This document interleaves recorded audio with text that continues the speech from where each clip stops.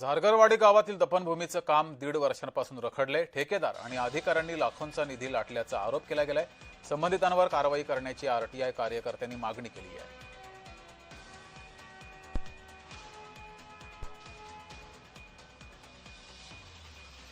RTI कार्यकर्त्यांसोबत संवाद साधलाय आमचे प्रतिनिधी नवनाथ बोरकर यांनी। पाहूया।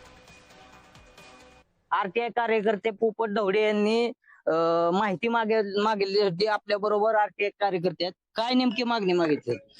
काय केलं, ह्या दफनभूमीमध्ये जे काम सांगितलं होतं वर्क ऑर्डर प्रमाणे, त्याप्रमाणे काम न झाल्यामुळं मला त्या समाजाची लोक, ह्या अल्पसंख्याक लोक माझ्या ऑफिसला आली आणि मला भेट दिली आणि आमच्यावर अन्याय होतोय आणि आमचं काम अपुरं झालेलं, ऑन कंपाऊंड सुद्धा पूर्ण झालेलं नाही आणि सुशोभीकरणाचा तर तपासच नाही।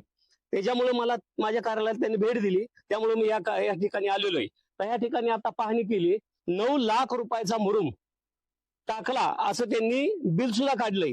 9 लाख रुपयाचा मुरुम ह्याच्यात 10, मी म्हणतो 10 लाखाचा सुद्धा, 3 लाखाचा मुरुम सुद्धा दाखव त्यांनी येऊन। मी 50,000 रुपये त्यांना बक्षीस देईन जर इथं मुरुम 50,000चा दाखवला तरी।